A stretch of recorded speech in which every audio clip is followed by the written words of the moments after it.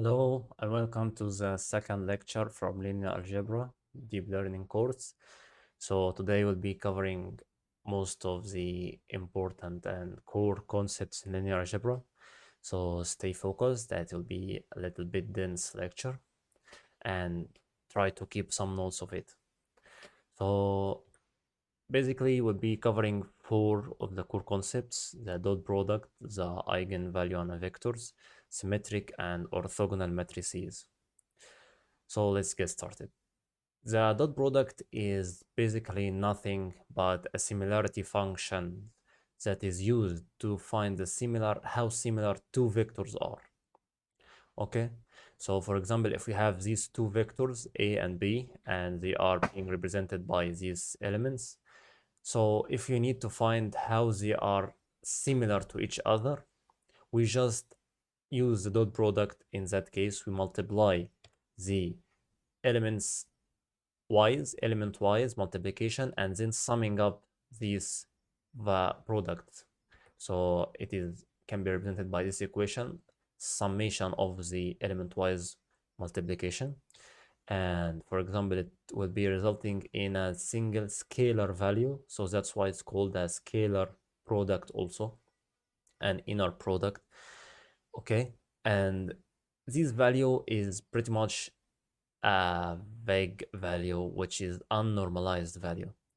So in that case, I don't know how these two vectors are similar to each other or not similar.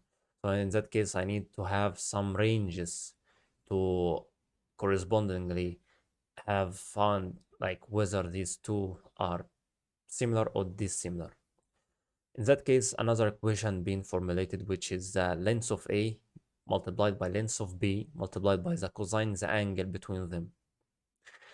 If we need to understand better this cosine of theta, if you have these two vectors and we plot this projection from the vector A to the second vector B, so this angle and this vector here, the length of this vector is actually the adjacent of this angle and will be represented by the absolute value or length of A multiplied by the cosine of the angle. And this, if you are to remember from the trigonometry classes, that this is the absolute value or the length of A multiplied by the sine of the angle theta. And this, of course, the magnitude of the vector A itself, the hypotenuse of this triangle. If you can see here, the A cosine theta represented in the same equation of the dot product, and B is being multiplied by this adjacency vector. Okay, so this can be geometrically understandable from this plot. Also, to have some properties that it should be important in the next lectures, the magnitude of A is pretty much the length of the A, and it is square root of the A dot A, or summation of the multiplication of the element by itself. And A dot A is the second norm of the vector, which will be used can be used in a proof how this AB cosine theta used, which will be mentioned in the appendix. Also, both A dot B and B dot A is a commutative relation, in which case the order doesn't matter. They can be in any order, and the result will be the same because they are scalar result. And distributive, so the operation of the dot product can be applied before any operation, like summation here, or like after the summation or before the summation. We need to dot product here before adding the other vector. Okay, and also the scaling is the same way. It can be scaled A multiplied by B, or scaling the A dot B as a whole product. And scaling, if scaling by 0 of any vector, it will be resulting as 0.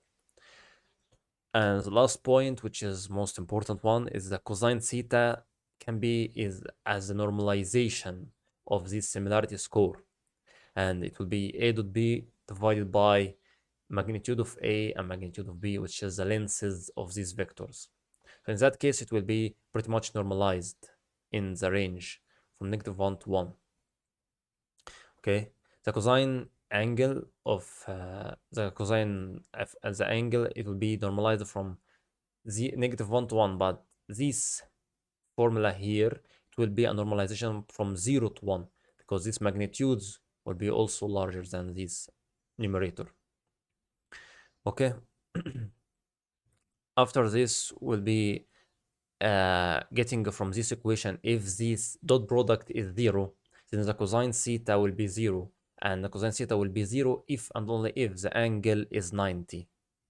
Okay, so in that case, the angle is 90, then these two vectors are orthogonal, which will be pretty much useful property. If the dot product is 0, then these two vectors are orthogonal. Okay, so keep in mind this point also. Okay, so let's discuss some of the basic properties of the cosine similarity and what do we need from it. If we have these vectors in these directions, and for example, these two vectors, we are basically want this similarity score to represent some meaningful representation of this high similarity. And this will be a 0 because they are both orthogonal. And also this will be a negative value since they are pretty much in the opposite direction. So similarity scores should be a meaningful representation of these vector directions. And another thing which will be pretty awesome if these vectors, they represent the words. So a word can be represented by a vector, and similar words should be mapped to vectors in the same subspace of the word space or the language space.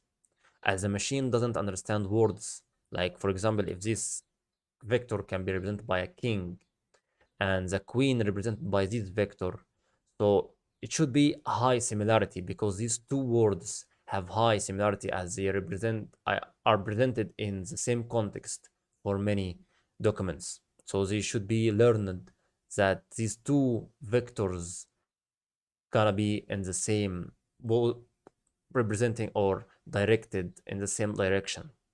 Okay, and for example, the airplane and the dog, they are pretty much dissimilar meanings. So similarity score should be 0, and intelligence and dumminess can be an example of the negative similarity.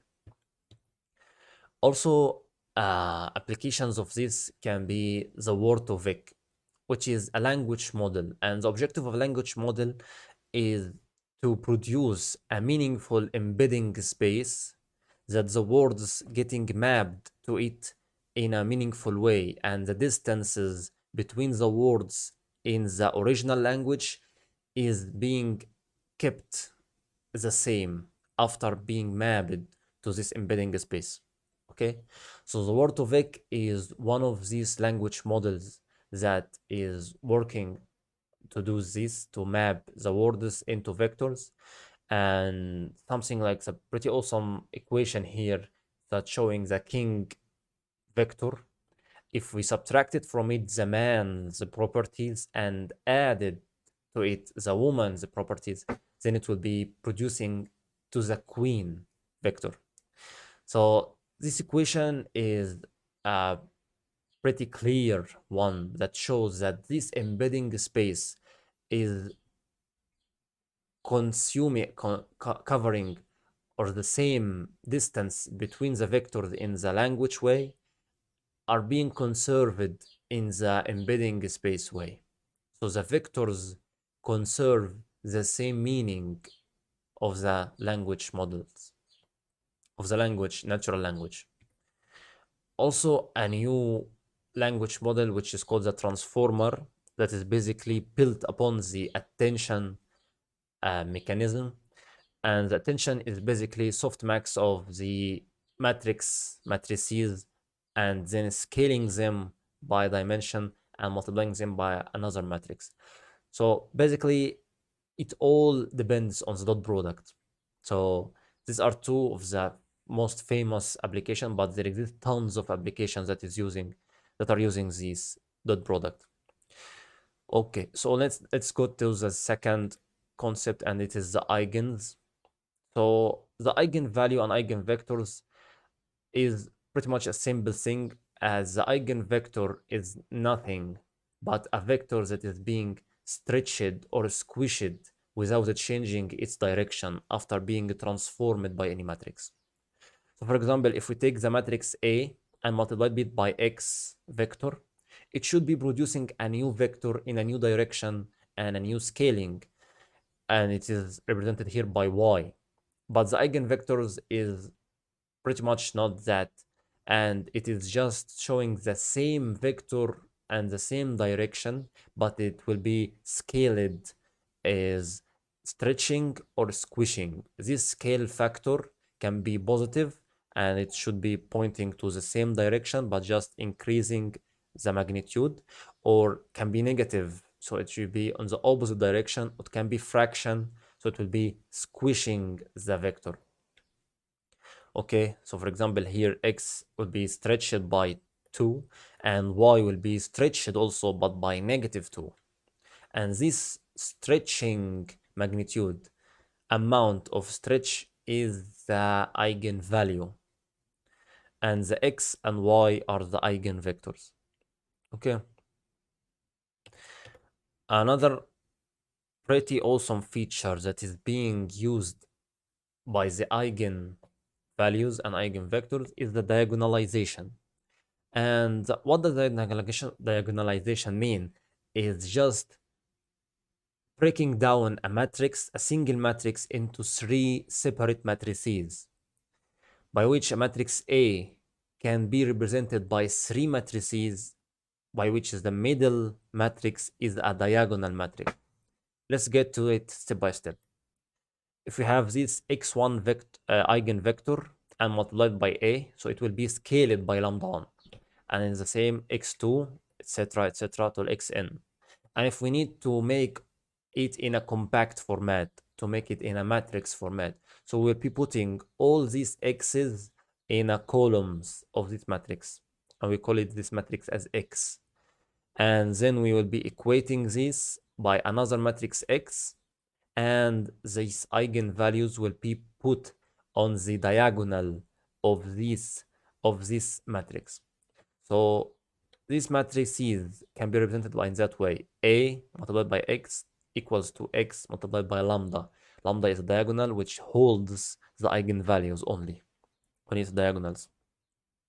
So if we moved this x to the other side, or multiplied by x inverse to knock off this x out, so it will be, in that case, we will be multiplying x inverse from the right on both sides, and it will be having this format. So what is the point from this format?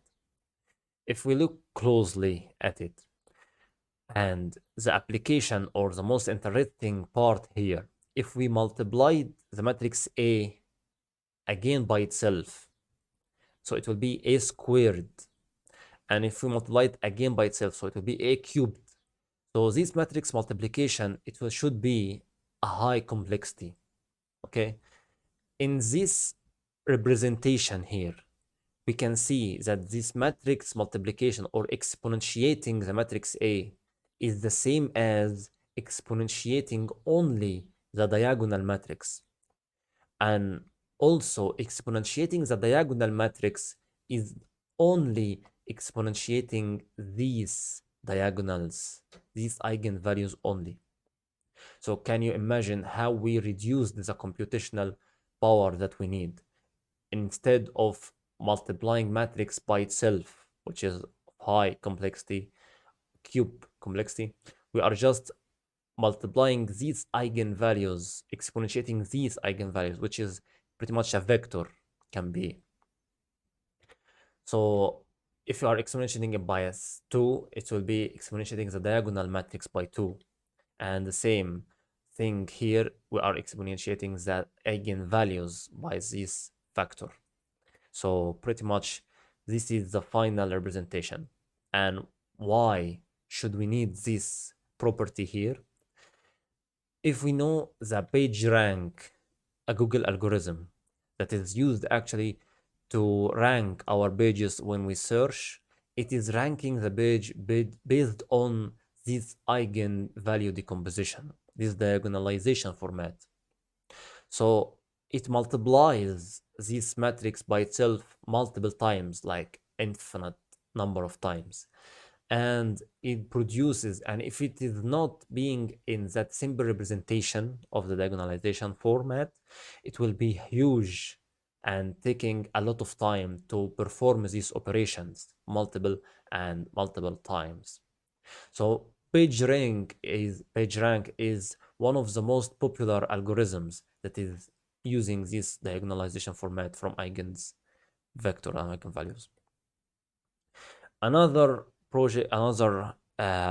approach is used here, algorithm, the principal component analysis, which is pretty much is using the eigenvectors to reduce the dimensionality of the space. This will be discussed in the next lectures, maybe in the deep learning course itself, but just giving a small hint, it just find the largest variation, the direction of the largest variation of the data. And this would be the highest eigenvalue, respectively, with the eigenvector. So the eigenvector with the highest eigenvalue is the direction of the largest variation. Okay. So many applications also are being using these eigenvectors, but these are one of the most popular ones.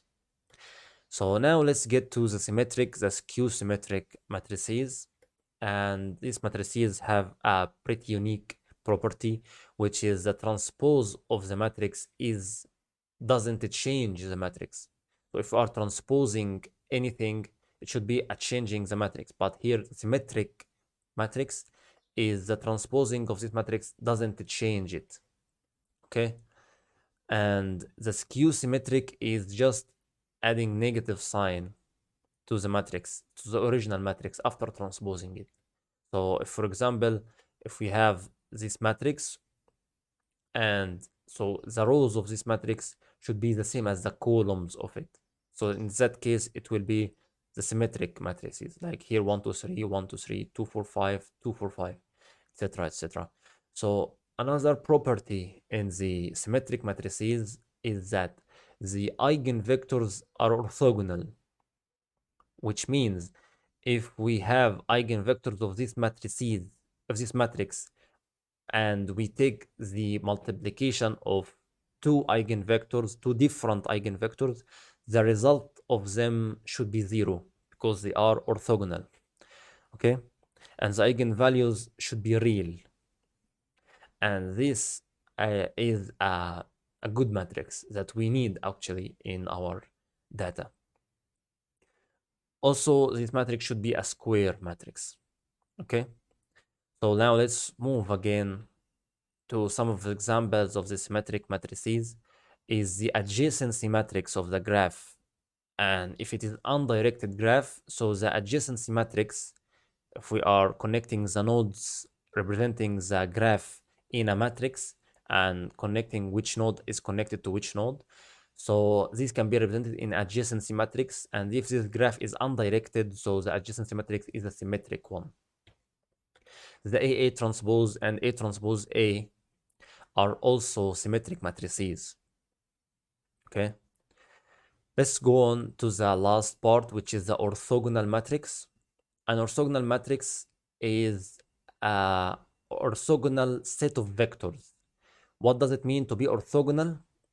It means that if we multiply this vector by this vector, the dot product of them, this should be resulting in 0. Okay? So, for example, here, if we took A transpose by A, so in that case, we are multiplying each vector by itself or by all the other columns. So if you understand this, if you multiply the columns by itself, it should be resulting any number. But if a column by another column, another different column, this should be resulting as 0 because they are orthogonal matrices. They are all orthogonal on each other. Okay?